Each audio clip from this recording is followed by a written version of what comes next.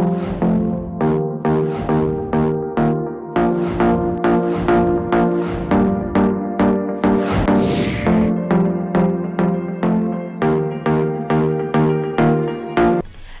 छत्तीसगढ़ कौशल्या भूमि में आप सभी का स्वागत है। मैं हूं आपके साथ प्रज्ञा मिश्रा। बुलेटिन की शुरुआत करेंगे बड़ी और अहम खबर के साथ। तो सबसे पहले बात कर लेते हैं, खबर रायगढ़ से है, जहां खाद की ब्लैक मार्केटिंग रोकने के लिए कृषि विभाग ने कार्रवाई की है। आपको बता दें, इस दौरान जिला और ब्लॉक स्तर पर टीम ने खाद्य संस्थानों का निरीक्षण किया। इस दौरान 16 खाद्य संस्थानों में रिकॉर्ड संधारण नहीं करने पर उनके खिलाफ कार्रवाई भी की गई। वहीं जानकारी के मुताबिक अब तक जिले में 42 संस्थानों का निरीक्षण किया गया है, जहां विभाग ने स्पष्ट कहा है कि खाद अधिक दर पर बेचने या नियमों में उल्लंघन पाया गया तो लाइसेंस भी निरस्त कर लिया जाएगा। इस सीजन में खाद की कालाबाजारी शुरू हो जाती है। आपको बता दें, इसी को लेकर यह निरीक्षण किया गया है। वहीं खाद व्यवसायी अधिक कीमतों पे किसानों को खाद की बिक्री करते हैं, जिसकी शिकायतें भी कृषि विभाग के पास आती रहती हैं। तो ब्लैक मार्केटिंग पर अब रोक लगेगी। इसके लिए कृषि विभाग ने भी सख्त कार्रवाई की है। 42 संस्थानों का निरीक्षण किया गया है।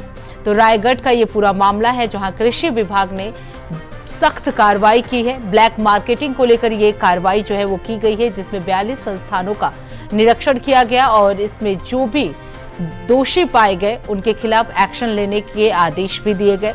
आपको बता दें, इस दौरान व्यवसायी अधिक कीमतों पर किसानों को खाद की बिक्री करते हैं और इसी को ध्यान में रखते हुए कृषि विभाग की तरफ से ये बड़ी कार्रवाई जो है वो की गई है। ब्लैक मार्केटिंग पर अब रोक लगेगी, क्योंकि कृषि विभाग की तरफ से ये बड़ा एक्शन लिया गया है। 42 संस्थानों का अधिकारियों द्वारा निरीक्षण किया गया।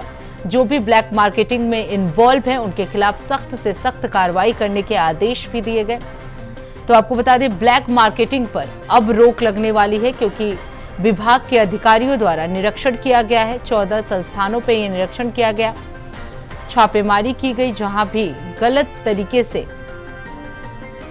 सामान रखे गए थे उन पे कार्रवाई की गई। तो कृषि विभाग ने ये सख्त कार्रवाई की है।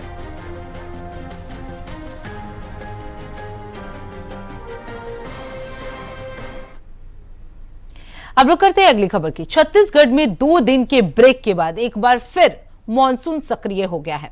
आपको बता दें, राजधानी रायपुर में लगातार बारिश होने से मौसम विभाग ने अगले 24 घंटे के लिए प्रदेश के कई हिस्सों में तेज बारिश और बाढ़ की चेतावनी जो है वो जारी कर दी है। वहीं खासकर 7 जिलों में बाढ़ का खतरा बना हुआ है। आपको बता दें, सूरजपुर, जशपुर, रायगढ़, कोरिया, कोरबा जैसे जिलों में बाढ़ का अलर्ट जारी किया गया है। वहीं मुंगेली, रायगढ़ समेत 12 जिलों में अगले 3 घंटों तक येलो अलर्ट जारी किया गया है। इसके साथ ही मौसम विभाग की ओर से गरज, चमक और बिजली गिरने की भी संभावना जताई जा रही है। प्रदेश भर में अब तक आपको बता दें 388 मिमी बारिश हो चुकी है, जो कि सामान्य से 5% ज्यादा है। वहीं बलरामपुर में सबसे अधिक 599.7 मिमी बारिश दर्ज की गई है। मौसम विभाग की ओर से लोगों से अपील की गई है कि वो बारिश के समय घरों में ही रहें और पहाड़ी इलाकों पर यात्रा करने से बचें। बारिश की अधिकता को देखते हुए मौसम विभाग का कहना है कि यदि मॉनसून ब्रेक नहीं हुआ तो इसकी अवधि 145 दिन तक लंबी हो सकती है। तो आपको बता दें, एक बार फिर से राज्य में मॉनसून जो है वो ज्यादा सक्रिय हो गया है। 7 जिलों में बाढ़ का खतरा बना हुआ है। एमडी की तरफ से ये रिपोर्ट जो है दी गई है, जिसमें बताया गया है कि 7 जिले जो हैं वो बाढ़ के चपेट में आ सकते हैं। मौसम विभाग ने इसके लिए अलर्ट जारी कर दिया है। कई जिलों में येलो अलर्ट जारी कर दिया गया। अगले 3 घंटों के लिए ये अलर्ट जो है वो जारी किया गया है। तो आपको बता दें, एक बार फिर से मॉनसून जो है छत्तीसगढ़ में सक्रिय होता हुआ नजर आ रहा है। कई राज्यों में गरज चमक के साथ बारिश हुई। आपको बता दें, इस बार बताया गया है कि ये अवधि जो है वो 145 दिन तक रहने वाली है। मॉनसून ब्रेक नहीं हुआ तो इसकी अवधि लगातार 145 दिन तक बना रहेगा। मौसम विभाग की तरफ से ये कहा गया है। आपको बता दें, पहाड़ी इलाकों पर भी यात्रा करने से बचे, ये अपील जो है वो लगातार मौसम विभाग की तरफ से किया जा रहा है। लोगों को बारिश के समय घर में रहने के लिए कहा गया है, ताकि किसी तरह की कोई बिजली गिरने की संभावना भी हो तो लोग सुरक्षित रहें। तो ये बारिश के मौसम को लेकर ये अलर्ट जो है आईएमडी की तरफ से जारी किया गया है। कई जिलों में येलो अलर्ट जो है वो जारी किया गया है। मौसम विभाग ने येलो अलर्ट जारी किया है। राज्य में एक बार फिर से मानसून जो है वो सक्रिय हो गया है। मौसम विभाग का कहना है कि यदि मानसून ब्रेक नहीं हुआ तो इसकी अवधि जो है वो 145 दिन तक लंबी हो सकती है। इसके साथ ही मौसम विभाग की तरफ से बताया गया है कि 7 जिलों में बाढ़ का खतरा जो है वो बना रह सकता है। चमक और गरज के साथ बिजली गिर सकती है, इसकी भी संभावना जो है वो जताई जा रही है।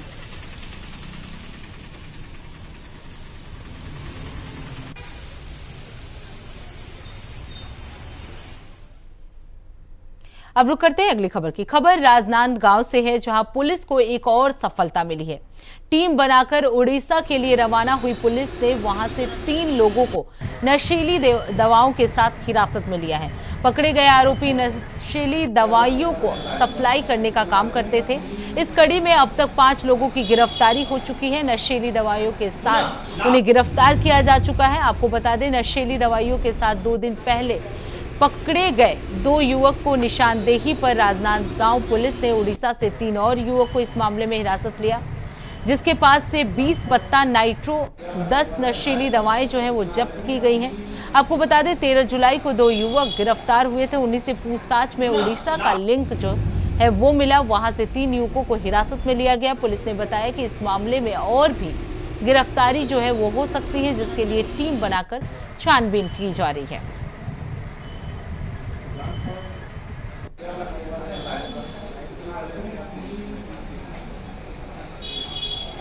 13 तारीख को हमारे यहाँ रेलवे स्टेशन के पास में हमें मुखबिर से सूचना मिली थी कि एक व्यक्ति जिसका नाम नील गढ़वानी है, वो नशीली टेबलेट लेके आ रहा है, तो उसे हमने पकड़ा। तो उसके द्वारा अपने एक साथी रविकांत सिंह राजपूत के द्वारा उड़ीसा से लेकर आके मुझे देना बताया था, जिसमें एंड टू एंड कार्रवाई के जो दिशा निर्देशन प्राप्त हुए हमें, उसके तहत में हमारे द्वारा उड़ीसा जाकर, जहाँ से इनके द्वारा थोक में टैबलेट लाना बताया गया था, वहां जाकर विष्णु हाथी, पिता कोयतुर हाथी, बालांगीर उड़ीसा, एक पूर्णचंद मेहर, ये भी बालांगीर उड़ीसा का है, एक राहुल तांडी नुआपड़ उड़ीसा, इन तीनों को वहां जाके हमारे द्वारा घेराबंदी करके पकड़ा गया है। इनके पास हमें 14 पैकेट नाइट्रोटेन के टैबलेट, जिसमें 1400 गोलियां हैं, जिसके अनुमानित कीमत करीब 11,000 रुपए के आसपास की है, ये जब्त किया गया है। और इधर हम तीनों का भी रक्षा में लेकर हम यहाँ को थाना कोतवाली लेके आए थे, और जहाँ से इन्हें अभी माननीय न्यायालय के समय रिमांड पेश किया है, जहाँ से इन्हें जेल दाखिल किया जा रहा है। वहीं इस खबर पर ज्यादा जानकारी देने के लिए श्रीकांत दास हमारे साथ जुड़ चुके हैं। श्रीकांत, नशीली दवाओं के साथ 3 आरोपियों को पुलिस ने गिरफ्तार किया है, और कितने आरोपियों का नाम इसमें शामिल है? दर्शकों को बताना चाहेंगे कि लगातार जिस तरीके से छत्तीसगढ़ में नशीली दवाइयों का कारोबार फल फूल रहा है, वहीं पे छत्तीसगढ़ पुलिस भी लगातार नशीली दवाओं के कारोबार जो करने वाले उनको लगातार उनकी कमर तोड़ने में लगी हुई है। 2 दिन पहले ही लगभग नांदगांव में 2 लोगों को पकड़ा गया, जिसमें नशीली दवाइयां बेचते हुए पाए गए। जब पूछताछ की गई कड़ाई से, तब उन्होंने बताया कि जो नशीली दवाइयों को जो खेप और उड़ीसा से आता है, तो पुलिस टीम ने 2 टीम बनाई, वहाँ पे उनसे पतासाई की, और जब वहाँ पे गए तो उड़ीसा के काटा भांजी जो क्षेत्र है वहाँ पे जा करके पुलिस ने जब दबिश दी, तो वहाँ से 3 आरोपी पकड़े गए, जहाँ पे विष्णु हाथी नामक और पूर्णचंद मेहर और राहुल तांडी नामक 3 नशीले के तस्करों को पकड़ा गया। आपको पता चले कि उनसे कड़ाई से पूछताछ की गई, तो उनका कहना था कि वो नशीली की दवाइयां को जो कारोबार है काफी लंबे समय से कर रहे हैं, साथ में जो सप्लाई का काम उनका लगातार करते आ रहे हैं। जी बिल्कुल श्रीकांत, जैसा कि आपने बताया कि 3 आरोपियों की लिंक जो है वो उड़ीसा से मिली, तो ये सप्लाई जो भी आरोपी हैं, ये सप्लाई किस किस राज्य में करते थे या किस किस जिले में करते थे, इसकी कोई जानकारी? प्रज्ञा, जब अभी पूछताछ और भी जारी, जब उनसे पूछताछ की गई तो उनका साफ तौर पे कहना था कि ये तमाम और भी राज्य और जिले हैं, वहाँ भी इनकी सप्लाई थी, क्योंकि होलसेल रूप में सप्लाई करते थे। नाइट्रोजन की जो टेबलेट है होलसेल सिर्फ नांदगांव छत्तीसगढ़ के और जिले हैं, वहाँ भी इनकी सप्लाई चेन बनी हुई है, जिसको लेकर के जो नांदगांव कोतवाली पुलिस और जो साइबर सेल की टीम है लगातार पतासाजी कर रही है, उनसे पूछताछ भी कर रही है कि कहाँ और किस किस लोगों के पास ये सप्लाई किया करते थे। तो कहीं ना कहीं बहुत बड़ा नेटवर्क को तोड़ने में नांदगांव पुलिस ने कामयाबी यहाँ पे हासिल की है, और कहीं ना कहीं चीजें नशीली दवाओं से संबंधित छत्तीसगढ़ को एक तरह से कहा जाता है कि शिक्षा धनी क्षेत्र माना जाता है, जहाँ पे शिक्षा के लिए युवा लगातार बाहर से पढ़ने भी आते हैं, तो ऐसे युवाओं को टारगेट बना।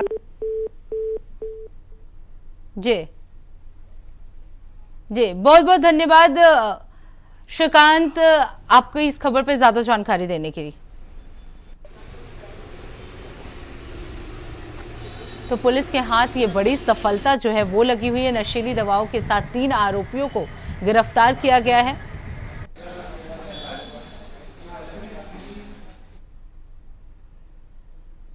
अब रुक करते हैं अगली खबर की। खबर बलौदाबाजार से है, जहां छत्तीसगढ़ प्रदेश संविदा स्वास्थ्य कर्मचारी संघ राष्ट्रीय स्वास्थ्य मिशन ने अपनी लंबित मांगों को लेकर 16 और 17 जुलाई को 2 दिवसीय हड़ताल की थी। पहले दिन जिला स्तर पर ताली थाली रैली कार्यक्रम का आयोजन बलौदाबाजार में किया गया। दूसरा गार्डन चौक पर प्रदर्शन करते हुए नियमितीकरण सहित 11 सूत्रीय मांग की गई। इस दौरान संघ के कार्यकर्ताओं और पदाधिकारियों ने ताली थाली बजाते हुए कलेक्ट्रेट कार्यालय के लिए रैली निकालकर अपनी मांगों का ज्ञापन सौंपा। कर्मचारियों का कहना है कि लगातार प्रतीक्षा के बाद भी उनकी मांगों पर कार्रवाई नहीं होने के कारण अब वो आंदोलन करने को मजबूर हैं। छत्तीसगढ़ में राष्ट्रीय स्वास्थ्य मिशन यानी NHM के अंतर्गत 16,000 संविदा स्वास्थ्य कर्मचारी हैं। स्वास्थ्य कर्मियों की प्रमुख मांगों में नियतीकरण, नौकरी की सुरक्षा, ग्रेड पे और 27% वेतन वृद्धि के साथ साथ मेडिकल बीमा, अनुकंपा नियुक्ति सहित अन्य मूलभूत सुविधाएं जो हैं वो शामिल हैं। कर्मचारियों का कहना है कि ये मांगे विगत 2 दशक से लंबी हैं और अब तक सरकारों ने सिर्फ आश्वासन दिया है। तो आपको बता दें, इन मांगों को लेकर प्रदर्शन किया गया। ताली थाली रैली जो है इस दौरान निकाली गई। संविदा स्वास्थ्य कर्मचारियों ने ये रैली निकाली। 2 दिवसीय हड़ताल पर ये संविदा कर्मचारी जो है वो लगातार है। ताली थाली तो रैली निकाली गई। इस दौरान उन्होंने अपनी मांगों को भी सामने रखा। खुद सरकार ने हमको कोरोना वॉरियर का दर्जा दिया। हमने नहीं मांगा था कि आप हमको योद्धा बताओ, हम अपना काम करते रहे।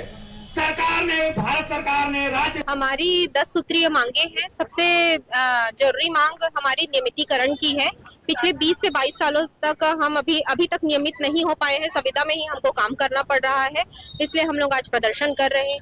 आज हमारी थाली और ताली के माध्यम से हम लोग प्रदर्शन कर रहे हैं, क्योंकि जब कोविड काल था तो जो हेल्थ डिपार्टमेंट है उसने बिना अपनी चिंता किए, अपने परिवार की चिंता किए बिना ही ड्यूटी की है और दिन रात ड्यूटी की है। इसमें हमें बिल्कुल भी ये डर नहीं था कि हमारे साथ क्या होगा, हमारे पीछे हमारे बच्चों का क्या होगा। तो उस समय मोदी जी ने हम लोग के लिए ताली बजवाई थी, जिसके चलते आज ये है कि हम लोग अभी तक नियमित नहीं हो पाए हैं। कोविड काल को गुजरे अभी 2 से 3 साल हो गए, हम लोग अभी तक नियमित नहीं हो पाए हैं। तो हम अपने स्वयं के लिए आज मोदी जी को याद दिलाने के लिए ताली और थाली बजाने पे मजबूर हैं। अब रुक करते हैं अगली खबर की। खबर कोंडा गांव से है, जहां जिले के बालिका रंजिता कोटेरी ने ताइपे यानी ताइवान में आयोजित एशियन कैडेट जूडो चैंपियनशिप में गोल्ड मेडल जीतकर अंतर्राष्ट्रीय स्तर पर भारत और छत्तीसगढ़ का नाम रोशन किया है। छत्तीसगढ़ राज्य बाल कल्याण परिषद बालगृह बालिका कोंडा गांव की रंजिता ने कई देशों के खिलाड़ियों को पराजित करते हुए ये ऐतिहासिक उपलब्धि हासिल की है। आपको बता दें, मुख्यमंत्री विष्णुदेव साय ने इस गौरवशाली उपलब्धि पर रंजिता को हार्दिक बधाई दी और इस दौरान उन्होंने कहा कि ये न केवल कोंडा गांव जिले बल्कि पूरे छत्तीसगढ़ राज्य के लिए अत्यंत गर्व का क्षण है। उन्होंने कहा कि रंजिता जैसी बेटियां राज्य की उम्मीद हैं और नई पीढ़ी के लिए प्रेरणा है, जो ये सिद्ध कर रही हैं कि छत्तीसगढ़ की बेटियां अब वैश्विक मंच पर अपनी अलग पहचान बना रही हैं। आपको बता दें कि साल 2022 में भोपाल में आयोजित ओपन नेशनल जूडो प्रतियोगिता में रंजिता ने ब्रॉन्ज मेडल जीता था। वहीं साल 2024 में केरल में आयोजित खेलो इंडिया नेशनल जूडो टूर्नामेंट में 52 किलोग्राम वर्ग में सिल्वर मेडल प्राप्त किया, जिसके बाद राष्ट्रीय स्तर पर निरंतर उपलब्धियों के पश्चात रंजिता ने अंतर्राष्ट्रीय प्रतियोगिताओं में भी भारत का प्रतिनिधित्व करते हुए उल्लेखनीय प्रदर्शन किया। अप्रैल 2025 में जॉर्जिया में आयोजित कैडेट यूरोपियन कप 2025 में रंजिता ने 52 किलोग्राम वर्ग में 5वां स्थान प्राप्त किया। इसके बाद ताशकंद यानी उज्बेकिस्तान में वर्ष 2025 में आयोजित एशियन कैडेट चैंपियनशिप में भी उसने अपना उत्कृष्ट प्रदर्शन जारी रखा और आखिरी में यानी 12 जुलाई से 15 जुलाई 2025 तक ताइपे यानी ताइवान में आयोजित एशियन कैडेट जूडो चैंपियनशिप में रंजिता ने स्वर्ण पदक जीतकर भारत के लिए अंतर्राष्ट्रीय स्तर पर गोल्ड मेडल हासिल किया है।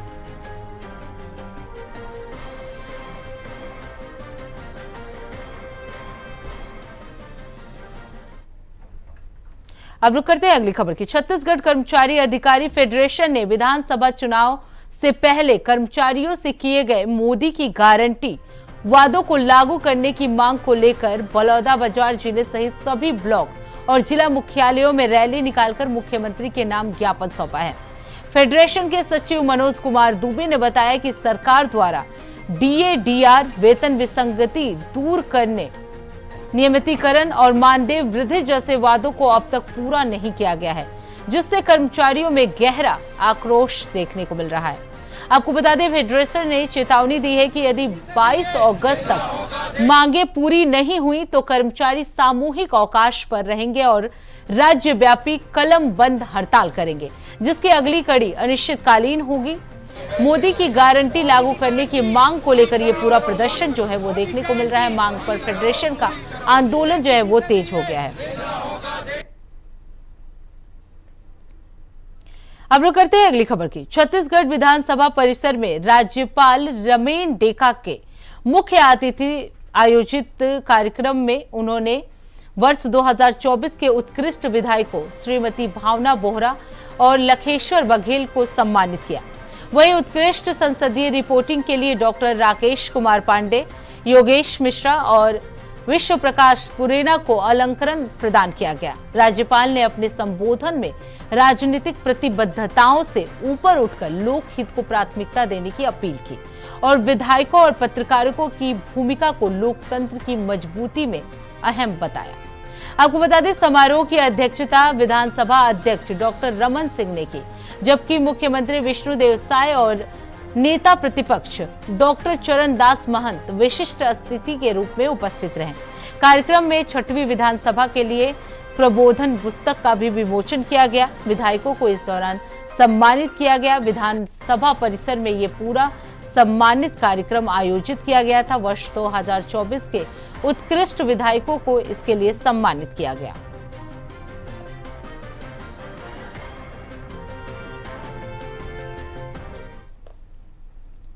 अब रुक करते हैं अगली खबर की। खबर रायपुर से है, जहां ई रिक्शा वाहन द्वारा फिल्मी स्टाइल में पहिया उठाकर स्टंट करना और स्टंट का रील बनाकर सोशल मीडिया पर अपलोड करना महंगा पड़ गया। आपको बता दें, वायरल वीडियो में रायपुर पुलिस के संज्ञान आते ही तत्काल एक्शन लेते हुए ई रिक्शा के रजिस्ट्रेशन नंबर के आधार पर मालिक का पता लगाकर ई रिक्शा सहित कार्यालय बुलाया गया है। साथ ही ई रिक्शा के चालक Mohammad Mohsin housing board colony Sejbahar Raipur के विरुद्ध लापरवाही पूर्वक खतरनाक ढंग से स्टंट करने और बिना लाइसेंस के मोटरयान अधिनियम के तहत चालानी कार्रवाई करते हुए 3000 रुपए का जुर्माना किया गया है। साथ ही भविष्य में दोबारा गलती नहीं करने की शपथ दिलाई गई है।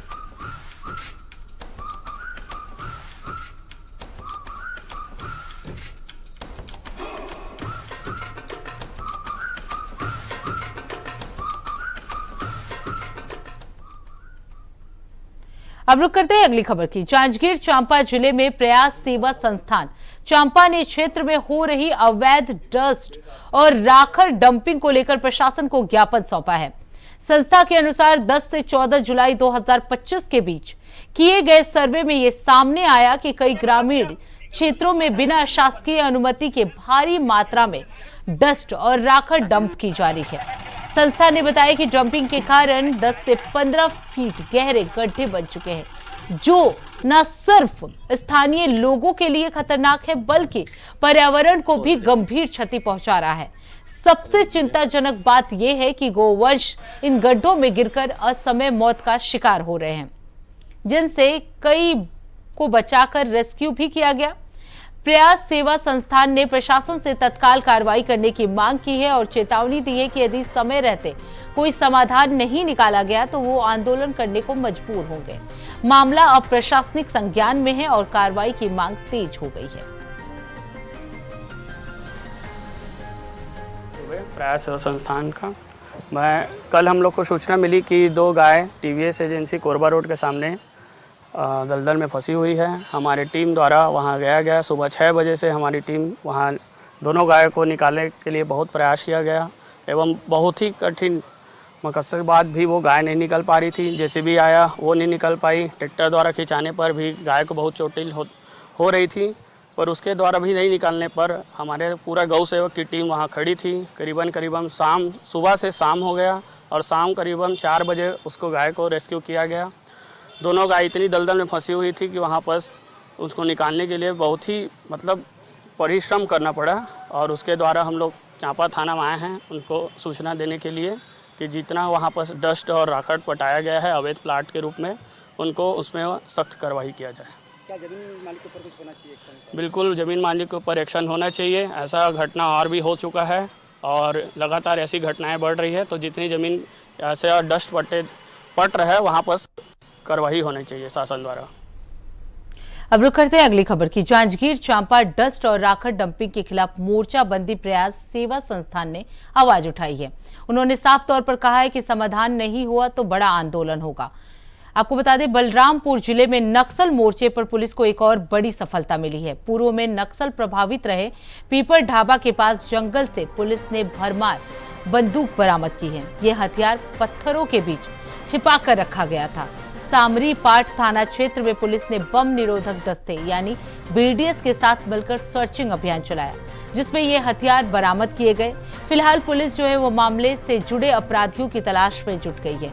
सुरक्षा एजेंसियों का मानना है कि ये बरामदगी इलाके में नक्सल गतिविधियों की शेष कड़ियों को उजागर कर सकती है। तो बलरामपुर का ये पूरा मामला है। बलरामपुर से नक्सल मोर्चे पर ये बड़ी सफलता जो है पुलिस को मिली है।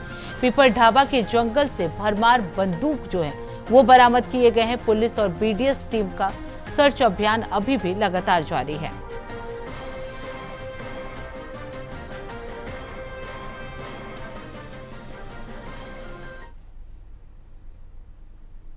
तो फिलहाल छत्तीसगढ़ कौशल्या भूमि में इतना ही। देश दुनिया की तमाम बड़ी खबरों के लिए देखते रहिए इंडिया वॉइस। तब तक के लिए नमस्कार।